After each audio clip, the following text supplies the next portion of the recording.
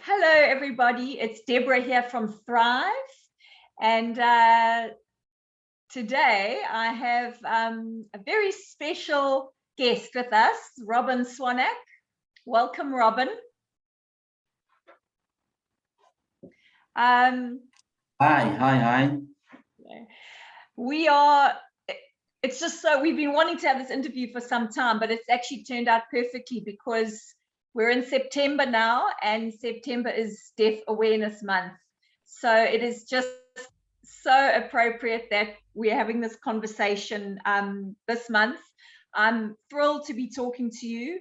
Today we're going to be having just a free-flowing conversation with some insights about being deaf, about deaf culture and deaf history and things like that, that hearing people are so often not aware of, including hearing parents who might have children who are deaf. For me, this is a very important conversation. A quick introduction of Robyn. Robyn was born deaf. She grew up in a very strong deaf family and a very strong deaf community. Robyn has a master's degree in anthropology, which she gained from UCT, and she currently works for the Center for Deaf Studies at Wits University. But really, and I could go on with everything that Robyn has accomplished, but for me, what is most critical here is that Robyn, for me, is just the most amazing and outstanding role model. And that's important to somebody like me because I have a daughter who's deaf. And, Robyn has been such a strong advocate for things like deaf equality, enhancing deaf education, and really working towards building resilience in deaf children. And this work is just, I think as parents of deaf children, we know how immensely important it is. So I'm just going to start the conversation now.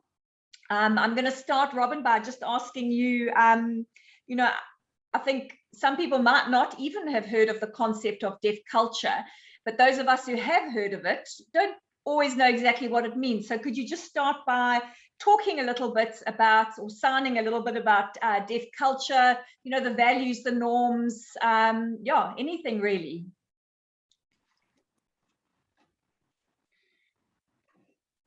Perfect. Firstly, let me just say thank you for inviting me for this conversation. South African deaf culture is a unique linguistic minority that uses South African Sign Language as a primary language. Deaf culture describes the social beliefs, behaviors, art, literary tradition, history, values, and shared institutions of deaf community. Deaf community is do not consist of deaf people only. They also consist of sign language interpreters, coders, soldiers. Those are siblings of deaf people, and hearing people like you, hearing parents of deaf children, friends of deaf people. Those are all part of the deaf community. In deaf culture, collectivism and community is important. Connections are also meaningful. Speaking South African Sign Language is key to deaf culture, as well as establishing deaf communities.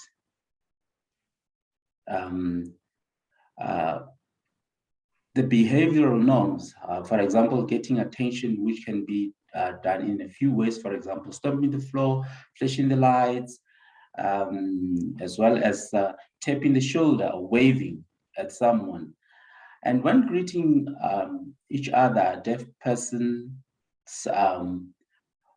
who identifies with deaf communities, hugging is normal. And the values of deaf communities are expressed through SASL, visual resources, through interpreters, captioning, deaf sports, deaf social events. Those are values for the deaf community. The deaf culture and South African Sign Language cannot be separated. Both are considered equally important. And SASL literature is an important part of deaf culture and helps deaf people to establish bonds and share cultural information. Clear visual access is important in deaf culture, and that applies to their environment, such as schools, hospitals, and educational institutions and relationships. Those are important visual access that are important for deaf community. Robyn, before I had a deaf child, I didn't know that there was actually something as deaf culture. I thought that deaf people use sign language. I knew that, but I thought that that was as far as it went. I really didn't know about the depth of what really there is, that hearing people don't even know about, that exists for deaf people. And for me, I think one of the most significant things in discovering that was the sense of belonging that deaf people get from that culture, which for me was lovely, because I'm very well aware of the fact that a deaf child, even though they might have amplification and even though they might appear to fit well into a hearing world, they're constantly having to adjust themselves to fit in. Whereas in the deaf world, they can have a deep sense of belonging, which for me, that is really essential for wholehearted living and for well-being, mental, emotional, social well-being. So that's one of the reasons why I think it's so important for parents of deaf children to be aware of this. Robyn, I'd like to ask you if you could tell me a little bit more about deaf history. So I think that it's important because it sheds light on things about deaf culture. And specifically, I've always heard about the Milan conference that happened many, many years ago.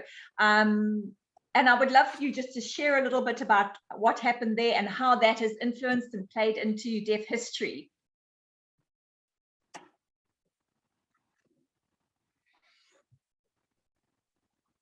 Perfect. Deaf history. Yeah, let me try and just summarize that. South Africa has a rich deaf history and of establishing deaf schools over the country and adopted different methods of instruction and communication. Deaf communities form from schools where the deaf children make friends, and after school they remain friends for life. Many missionaries were sent to South Africa in the 1960s in the form of Irish Dominican nuns, and later the Dutch Reformed Church came to South Africa as well. The first school for the deaf in South Africa was established in Cape Town in 1963 by the Irish Dominican Order under the leadership of Bishop Grimley. This school enrolled all races and used sign language as a medium of instruction. The German Dominican sisters followed, bringing with them German Sign Language and an oral approach to educating deaf learners. Then international chaos ensued when oralism became a formally adopted system of education in 1880. This decision affected South African schools a few years later.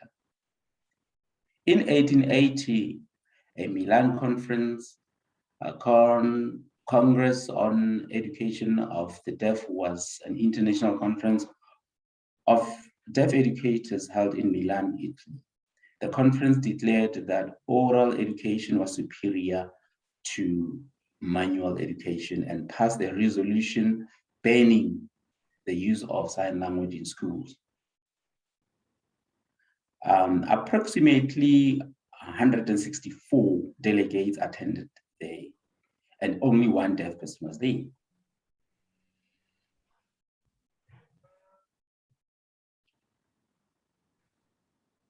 And later on the 21st of, the board of the 21st ICED in Canada in 2010 accepted that the dangerous ramification of such a ban as an act of discrimination and violation of human rights and constitutional rights. And later on in South Africa, schools of the deaf, of Black deaf children were opened, were established. This was after the apartheid system took power in South Africa, and the communities were fragmented along racial lines. But then when apartheid ended, the use of sign language as a method of instruction returned, and most of the deaf schools today use sign language, and many are thriving. In South Africa, we've got approximately 47 schools. And these schools have different background in South African Sign Language. Some were influenced by the Irish Sign Language, and the others by British Sign Language, as well as American Sign Language. So that's why we've got many dialects in South Africa. SASL is used in all 9 provinces and is strongly associated with deaf ethnic identity, cultural heritage. And SASL plays an important role in identification of an individual as a member of a deaf community. Deaf arts come in many forms: artworks, painting, drawing, and photography, literature such as SASL poems and SASL songs, dancing and theater. There are a few famous deaf artists in South Africa. We've got, for example, Tommy Mutswai, whose art is available at Center for Deaf Studies. You can find that on our website. And Anesha Megan is a photographer. Darren Rajbal is a famous South African deaf dancer. Simone Botha is famous for a ballet. And Mudiegi Njenjana is famous for his SASL poetry. Ismail Mansour is famous as SASL poetry and a theater performer. And Andy Lebelm is a theater and dance, has a theater and dance company called Unmute Dance Company.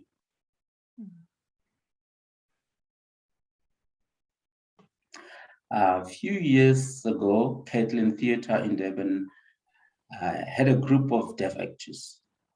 This actor later went to a festival called Cling on Dieu in France, as well as Deaf Fest in England, and they represented South Africa very well. And then what I would like to advise is that please buy artworks created by deaf people if you can. Lovely. Yeah, thank you so much, Robyn. I know certainly that just from having a deaf daughter myself and being involved in the deaf community, that there is a different sort of expressiveness that deaf people have. And it comes with, I guess, having a different perspective on life, I suppose, being so visual. And like, I know my daughter is just excellent when it comes to rhythm.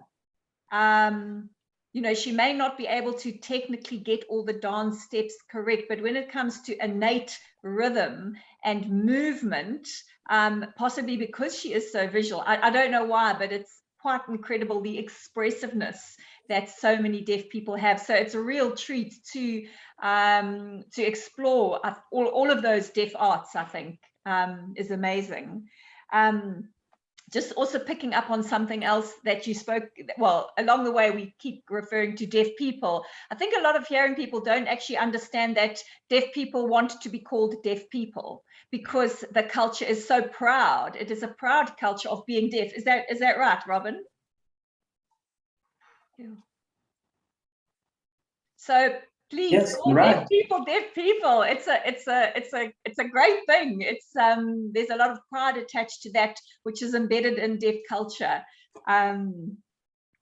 Yeah. Yes. So Robyn, why do you think deaf awareness is so important?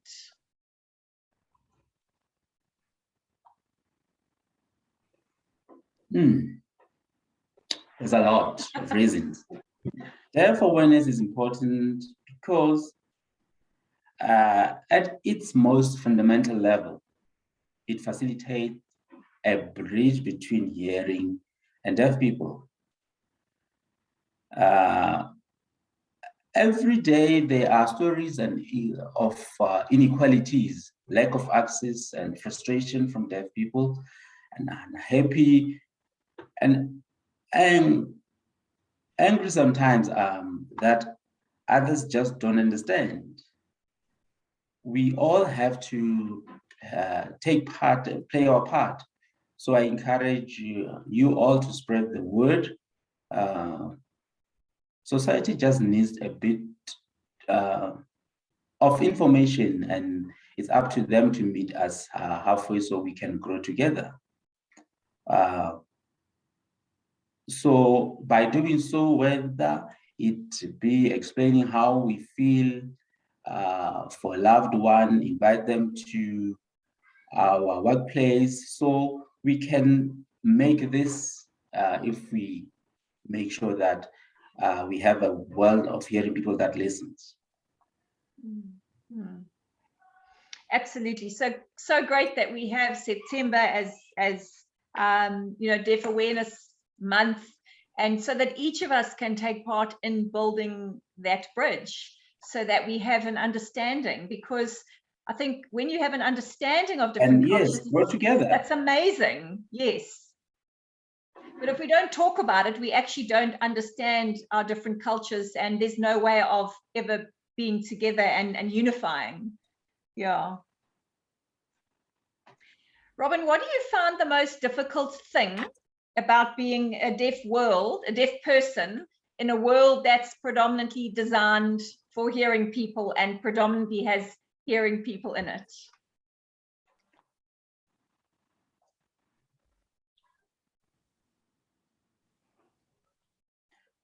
I always said that it's difficult being around ignorant people. I don't think being deaf is challenging, at least to me, but it is a challenge when other people do not understand us or don't accommodate us with accessibility services. Overall, it comes down to being understood, given an opportunity to be me in a hearing world.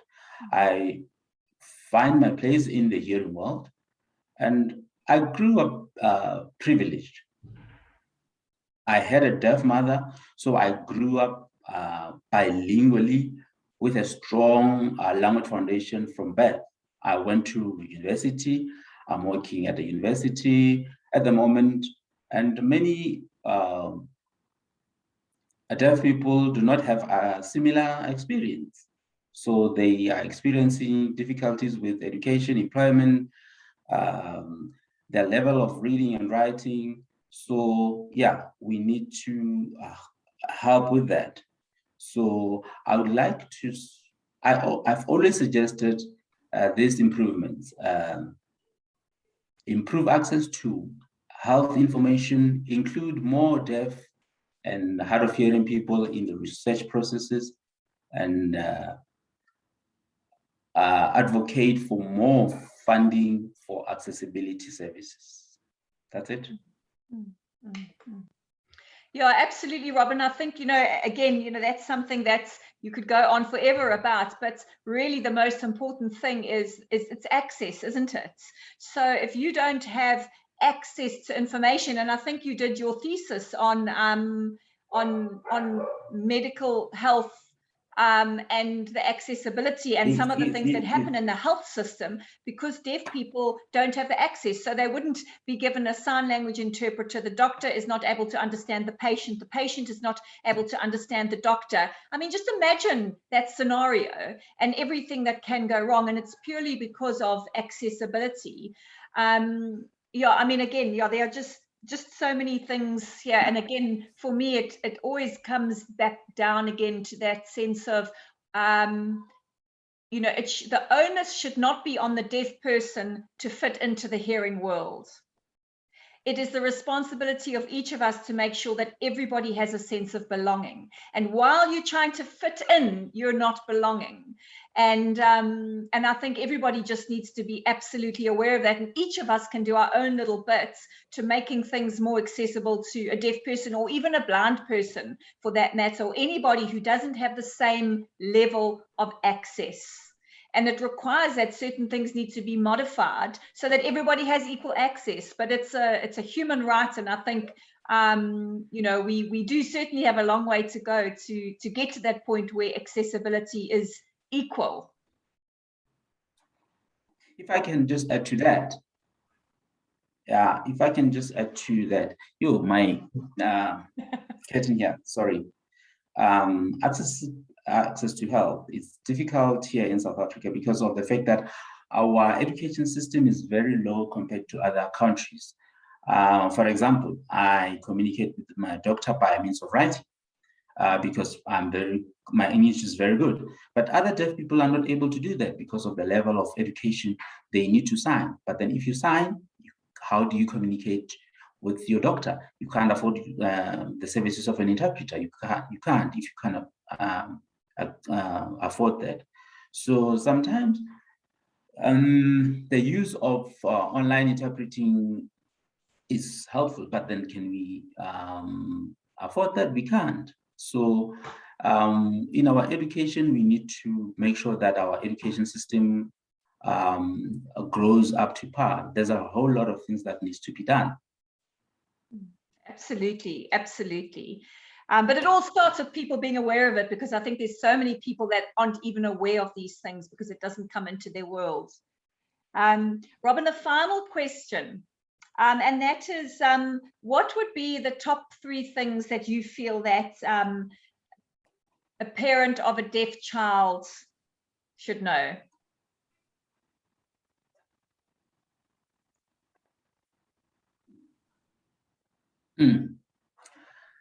Firstly, bilingualism or bimodal,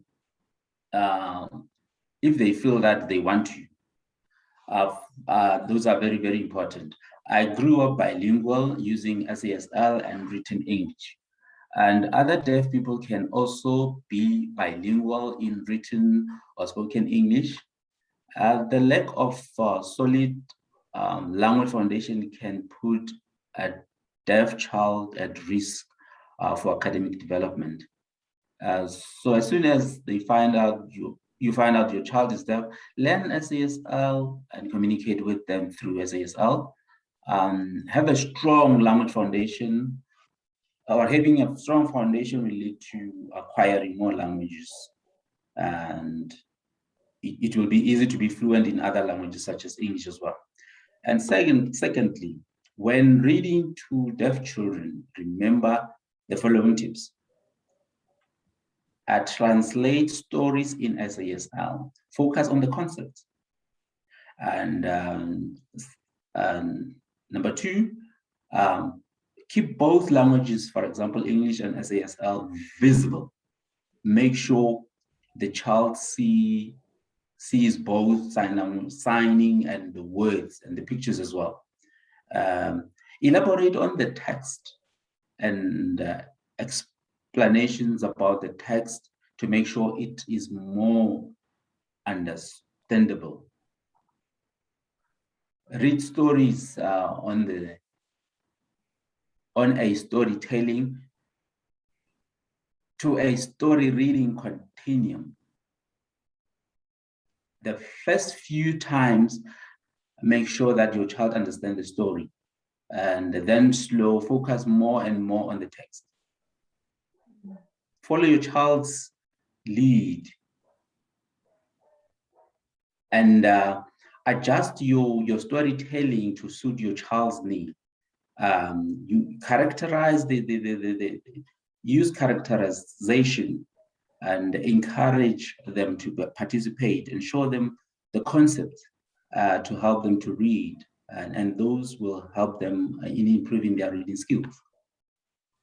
And thirdly, I would say encourage self-determination. Encourage your child to advocate for their rights. Encourage them to find their way in life. Encourage independence.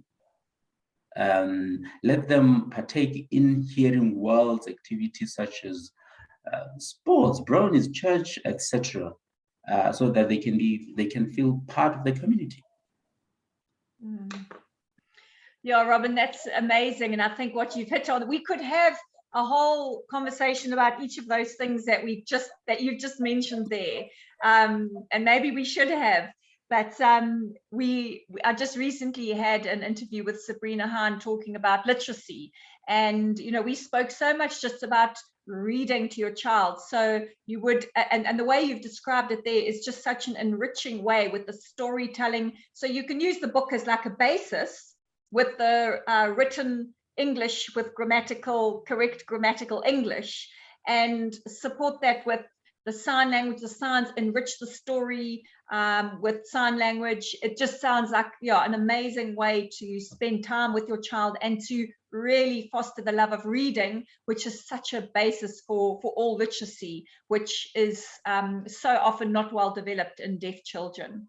So I love that you said that, and I love also that you spoke about the, teaching your child to be determined, persistent, building that resilience, whatever way you can, the independence.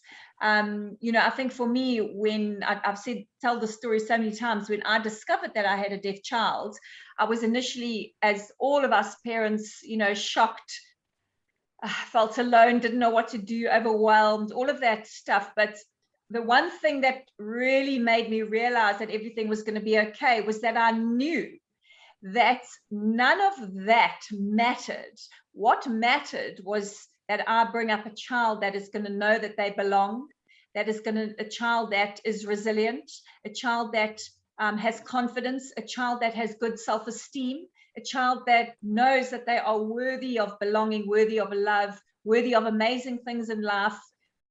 And the fact that they are deaf doesn't make them any less or more worthy of any of that. And that for me has really has been the underpinning of my journey as a parent of a deaf child, to know that, yes, you get caught up in everything else, but at the end of the day, that's what you want. Any child will thrive under those conditions. So focus on building that, and success will follow is the way I've always, seen it. So thank you so much for bringing that up. Absolutely.